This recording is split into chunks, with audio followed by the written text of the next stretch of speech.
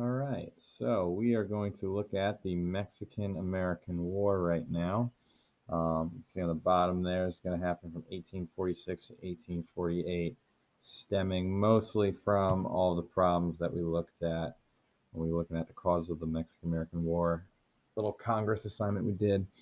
So here's a giant review of everything. We did this on Friday when you guys update all your study guides. So this should all be there. If it's not, update it, but quick review.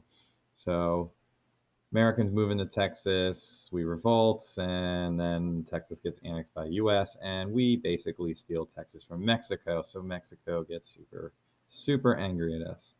And then, of course, as the Texans are setting everything up, Mexicans think we have the Nueces River is the southern border, and we think it's the Rio Grande, and a whole bunch of issues happen. You can see we talked about this.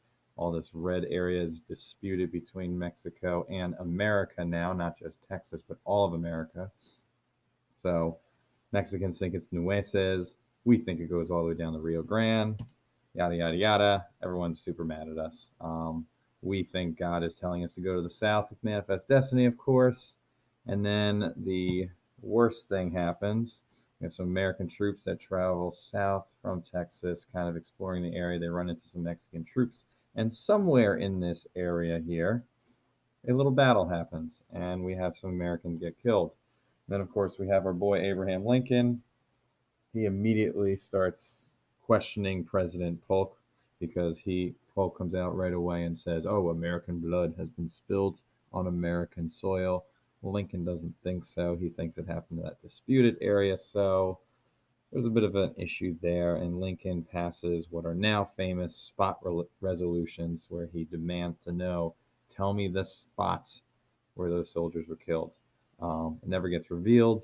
Lincoln gets hated for this, and he'll actually get ousted from Congress, and he won't show up again until he runs for Senate in 1858. But we'll get to that eventually. All right, let's start a war. So the Declaration of War came out on May 11th, 1846. President James K. Polk was super, super excited about the war because he came to the presidency saying, I am going to get as much land as humanly possible for America. So going to war with Mexico is going to help us get tons and tons of land, as we will see when we eventually win. But let's not get ahead of ourselves.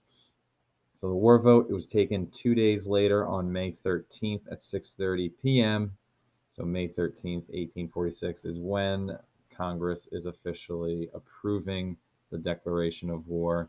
Overwhelming support. You see 93%. You had 214 House of Representative members and senators saying, yes, let's go to war. And only 16 people voted against it.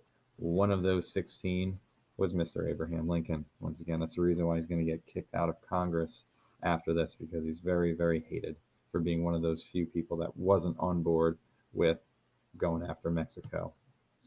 So, first stop of the Mexican-American War is California.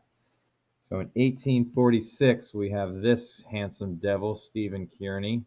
He gets the nickname the Long Marcher because he gets a bunch of troops together, and from Kansas, which you can't even see it in this map, but it's the state next to Colorado, he marches over 800 miles all the way down to Santa Fe, and then swings through southern New Mexico and southern Arizona, and eventually gets out to California down here. The funny thing is, as he was marching, the first stop he had was Santa Fe, New Mexico, and he basically showed up. The Mexicans saw him there and said, yeah, we don't feel like fighting, and gave up without firing a single shot. So that was an easy win for him, and his troops were able to gather up together, and like I said, they just then march all the way through this whole area down here. All right, moving on.